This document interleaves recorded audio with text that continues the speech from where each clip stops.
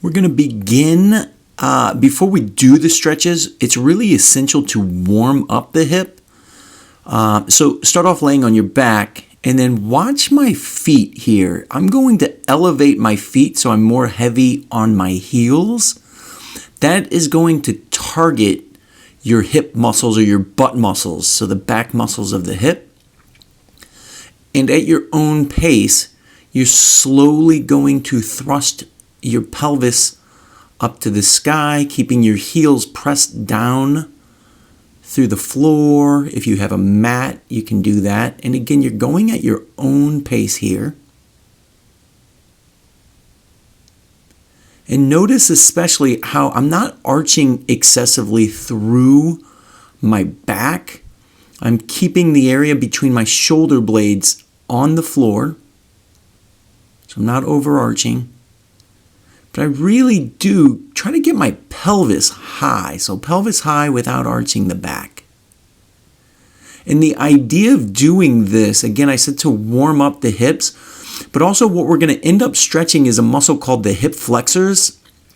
And a lot of research is showing if you really fatigue the opposite side first, if we get those muscles really fired up, you're going to have a better ability to increase the range of motion on the side that we want to stretch. So we're exercising the back side or the butt muscles of the hip, and we're getting ready to come up and stretch the front side of the hip, also called the hip flexors, or very specifically the psoas muscle.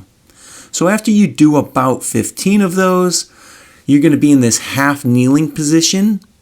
What I'm showing here is you don't want to arch your back. You want that pubic bone to really come up. Force that pubic bone up, then get tall through the chest, and then the hip forward.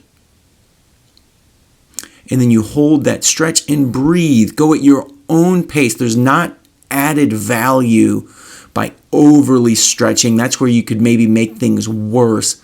So you really want a good body awareness. Again, here and this is something you don't want to do either. You don't want to see how far you can lean. That pelvic tuck, bringing that pubic bone up, I can't emphasize enough how that's the most important component of this. And then you bring that forward, chest is tall, hip is forward. And breathe. What I'm going to show here, we talked about that internal rotation. If I swing my leg outward and then get tall, oops, I lost my balance there for a second. So notice how I did that swing. I'll do it again. Leg swings out.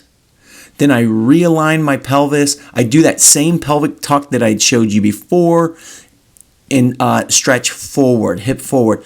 So again, I'm just showing from another angle that same stretch, that same psoas stretch, but adding that internal rotation. So you add that internal rotation and then do this again. And you're going to come in and out of these. So if you're wondering how long should I be holding this, listen to your body. It might be 10, 15 seconds. If you feel comfortable with maybe a longer hold of 30 seconds, if that is fantastic. So it really is going to depend on how frequently have you been doing this, because ideally you'll do this every single day and maybe even a few times per day.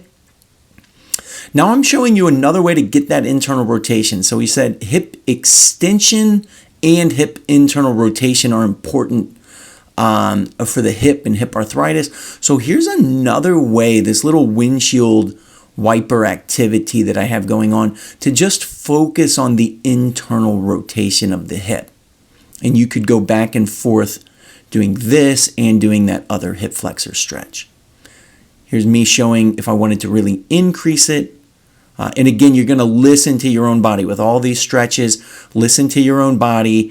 For that hip flexor stretch previously, what you want to do is maybe hold that anywhere between 10 and 30 seconds and repeat 2 to 3 times. And do it a couple times, 2 to 3 times per day.